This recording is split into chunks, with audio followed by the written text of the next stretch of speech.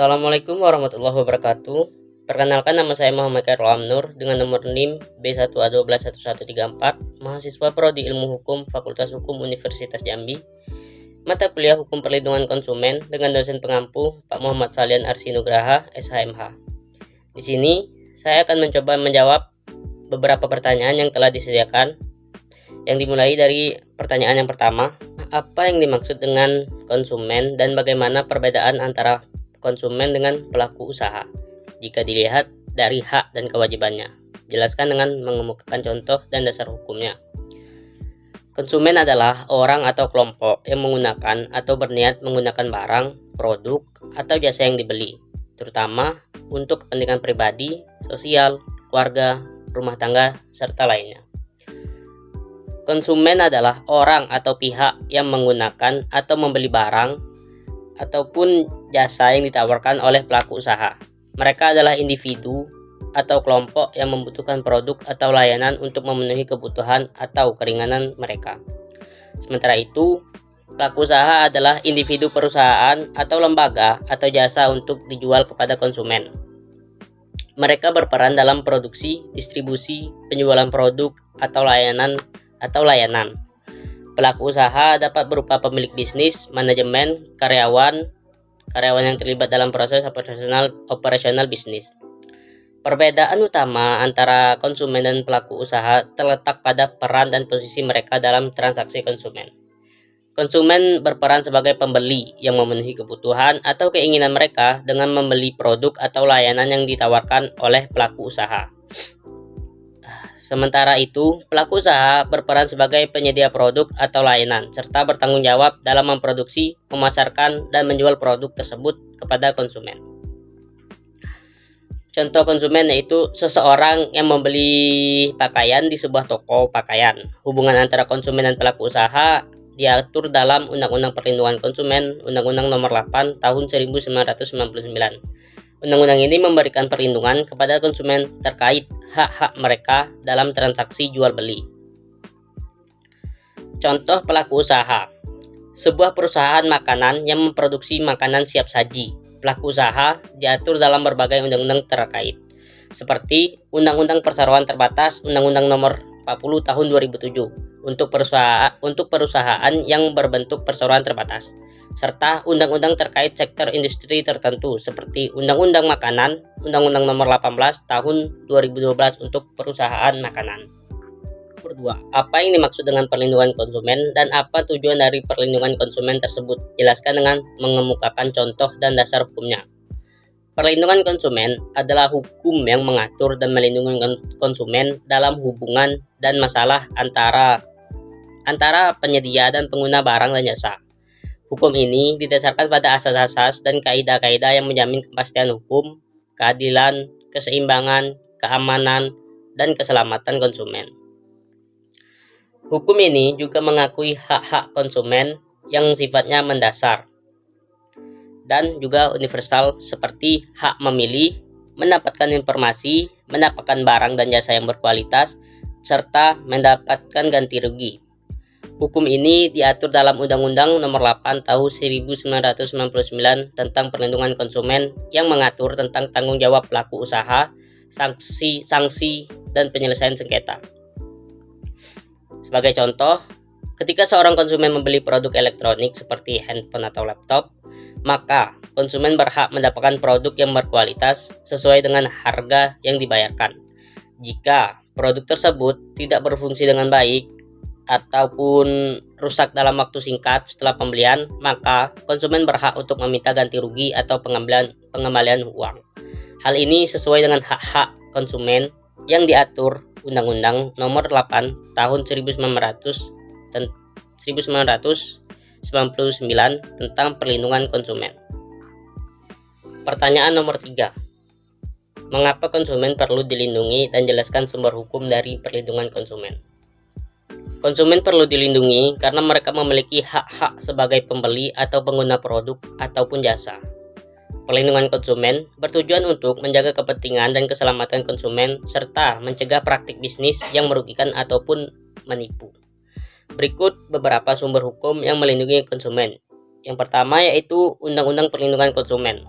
Setiap negara memiliki undang-undang khusus yang mengatur hak dan kewajiban konsumen. Undang-undang ini memberikan perlindungan hukum terhadap praktik bisnis yang tidak adil, penipuan, produk cacat, dan pelanggaran hak konsumen lainnya. Yang kedua yaitu organisasi dan badan regulasi. Di banyak negara, ada organisasi dan badan regulasi yang bertugas untuk melindungi konsumen. Contohnya adalah Komisi Nasional Perlindungan Konsumen (KNPK) di Indonesia. Mereka mengawasi kepatuhan terhadap Undang-Undang Perlindungan Konsumen dan menangani pengaduan konsumen. Yang ketiga yaitu perjanjian kontrak. Konsumen dilindungi oleh perjanjian kontrak yang mereka buat saat membeli produk atau menggunakan jasa. Perjanjian ini harus adil dan melindungi kepentingan konsumen. Yang keempat, standarisasi dan sertifikasi. Standar kualitas dan keselamatan produk ditetapkan untuk melindungi konsumen.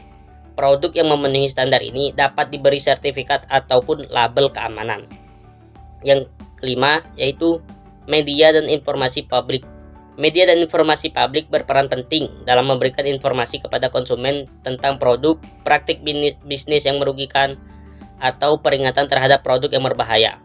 Perlindungan konsumen melibatkan kerjasama antara pemerintah, lembaga perlindungan konsumen, dan masyarakat untuk memastikan bahwa konsumen memiliki akses yang adil, aman, dan terjamin terhadap produk dan jasa yang mereka beli. Pertanyaan nomor 4. Ada beberapa perbedaan yang cukup signifikan terhadap implementasi prinsip perlindungan konsumen antara sebelum dan sesudah diberlakukannya Undang-Undang Nomor 8 Tahun 1999 tentang Perlindungan Konsumen, yakni prinsip produk liability dan strict liability. Apa yang dimaksud dengan prinsip produk liability tersebut dan bagaimana perbedaannya dengan prinsip strict liability? Jelaskan dengan mengemukakan contohnya.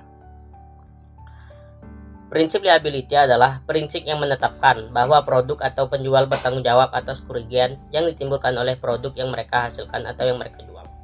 Dalam hal ini, konsumen harus membuktikan bahwa kerugian yang dialami atau yang disebabkan oleh cacatnya pada produk tersebut. Contoh dari prinsip produk liability ini adalah ketika sebuah mobil mengalami kecelakaan karena rem mobil tidak berfungsi dengan baik, maka produsen ataupun penjual rem mobil tersebut bertanggung jawab atas kerugian yang ditimbulkan. Sementara itu, prinsip strict liability adalah prinsip yang menetapkan bahwa produsen atau penjual bertanggung jawab atas kerugian yang ditimbulkan oleh produk yang mereka hasilkan ataupun yang mereka jual, tanpa harus membuktikan kesalahan atau kelalaiannya. Dalam hal ini, konsumen hanya perlu membuktikan bahwa kerugian yang dialami disebabkan oleh produk tersebut. Contohnya yaitu ketika sebuah mainan anak-anak mengandung bahan kimia berbahaya dan menyebabkan keracunan pada anak-anak tersebut, maka produsen ataupun penjual mainan tersebut bertanggung jawab atas kerugian yang mereka timbulkan tanpa harus membuktikan kesalahan ataupun kelalaiannya. Baik, pertanyaan nomor 5. Apa yang dimaksud dengan jasa dan bagaimana perbedaan antara jasa dan barang? Jika dilihat dari aspek ekonominya, jelaskan dengan mengemukakan contoh dan dasar hukumnya. Jasa adalah suatu kegiatan atau aktivitas yang dilakukan oleh seseorang atau sekelompok orang untuk memenuhi kebutuhan orang lain. Sedangkan barang adalah suatu benda atau produk yang dapat dijual dan memiliki nilai ekonomi. Dalam aspek ekonomi, perbedaan antara jasa dan barang dapat dilihat dari beberapa hal, seperti yaitu pertama wujud fisik. Barang memiliki wujud fisik yang dapat dilihat dan diraba, sedangkan jasa tidak memiliki wujud fisik. Yang kedua yaitu pemisahan. Barang dapat dipisahkan dari alat produksinya setelah menjadi produk jadi, sedangkan jasa tidak dapat dipisahkan dari penyediaannya. Yang ketiga nilai. Barang memiliki nilai ekonomi yang dapat dihitung dan dijadikan alat tukar, sedangkan jasa tidak memiliki nilai ekonomi yang sama karena tidak dapat disimpan dan tidak dapat juga ditukarkan. Contoh dari barang adalah mobil, pakaian, makanan, minuman. Sedangkan contoh dari jasa adalah layanan kesehatan, layanan pendidikan, dan layanan kebersihan.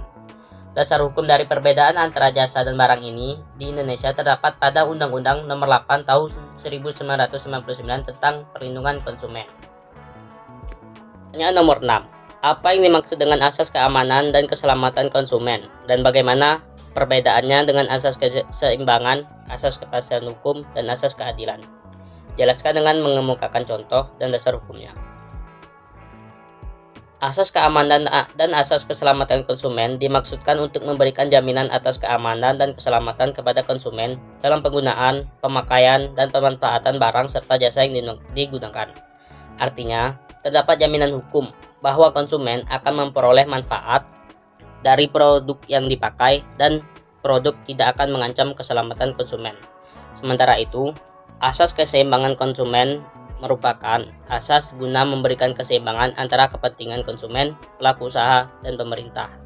Artinya, kepentingan antara konsumen, pelaku usaha, dan pemerintah diatur dan harus diwujudkan secara seimbang sesuai dengan hak dan kewajiban mereka masing-masing dalam kehidupan berbangsa dan bernegara.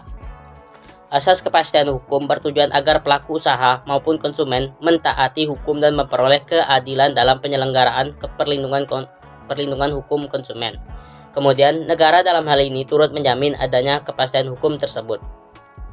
Sementara itu, asas keadilan memiliki maksud agar partisipasi seluruh rakyat dapat diwujudkan dengan maksimal dan memberikan kesempatan kepada konsumen serta pelaku usaha untuk memperoleh haknya, juga melaksanakan kewajibannya secara adil.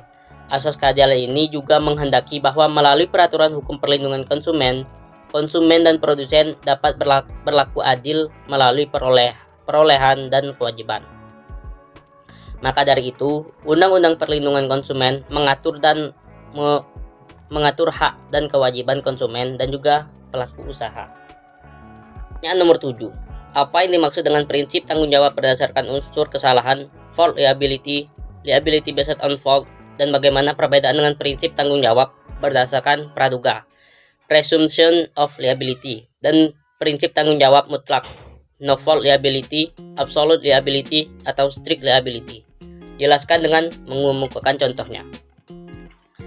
Prinsip tanggung jawab berdasarkan unsur kesalahan atau fault liability adalah prinsip yang menetapkan bahwa produsen atau penjual bertanggung jawab atas kerugian yang ditimbulkan oleh produk yang mereka hasilkan atau mereka jual karena kesalahan ataupun kelalaiannya. Dalam hal ini, konsumen harus membuktikan bahwa kerugian yang dialami dan disebabkan oleh cacat pada produk tersebut.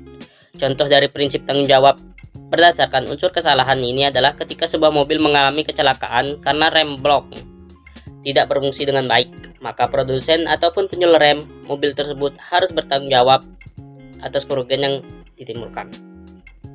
Sementara itu, prinsip tanggung jawab berdasarkan praduga atau presumption of liability adalah prinsip yang menetapkan bahwa produsen atau penjual bertanggung jawab atas kerugian yang ditimbulkan oleh produk yang mereka hasilkan atau jual tanpa harus membuktikan kesalahan ataupun kelalaiannya. Dalam hal ini, konsumen hanya perlu membuktikan kalau kerugian yang dialami disebabkan oleh produk tersebut. Contohnya yaitu ketika anak-anak membeli sebuah mainan dan dalam mainan tersebut mengandung bahan kimia yang berbahaya yang dapat menyebabkan keracunan pada anak-anak. Maka, produsen atau penjual mainan tersebut bertanggung jawab atas kerugian yang ditimbulkan tanpa harus membuktikan kesalahan ataupun kelalaiannya. Prinsip tanggung jawab mutlak, no fault liability, absolute liability, atau strict liability adalah prinsip yang menetapkan bahwa produsen ataupun penjual bertanggung jawab atas kerugian yang ditimbulkan oleh produk yang mereka hasilkan atau mereka jual tanpa harus membuktikan kesalahan ataupun kelalaiannya. Dalam hal ini, konsumen hanya perlu membuktikan bahwa kerugian yang dialami ataupun yang disebabkan oleh produk tersebut. Contoh dari prinsip tanggung jawab mutlak ini adalah ketika sebuah pabrik kimia menghasilkan limbah berbahaya yang dapat menyebabkan pencemaran lingkungan, maka pihak pabrik tersebut bertanggung jawab atas kerugian yang mereka timbulkan tanpa harus membuktikan kesalahan ataupun kelalaian yang mereka lakukan. Pertanyaan terakhir. Dalam kehidupan sehari-hari, orang sering menyebut bahwa pembeli itu adalah raja. Akan tetapi, dalam kenyataannya, pembelilah sebagai konsumen yang seringkali berada dalam posisi yang lemah serta seringkali dirugikan. Mengapa demikian? Jelaskan dengan mengemukakan contoh dan solusi dari perspektif hukum perlindungan konsumen. Pembeli atau konsumen sering disebut sebagai raja karena mereka memiliki kekuasaan untuk memilih barang atau jasa sesuai dengan kebutuhan, keinginan, dan kemampuan mereka. Namun, dalam kenyataannya, konsumen sering berada pada posisi yang lemah dan dirugikan oleh pelaku usaha yang tidak bertanggung jawab. Beberapa faktor yang dapat menyebabkan ketidaksetaraan antara pelaku usaha dan konsumen meliputi: yang pertama, keseimbangan informasi. ketidakseimbangan informasi, yaitu pelaku usaha memiliki lebih banyak informasi tentang produk atau jasa daripada konsumen. Konsumen seringkali tidak mendapat informasi yang benar, yang jelas dan jujur tentang barang atau jasa yang mereka beli. Yang kedua, ketidakadilan dalam perjanjian.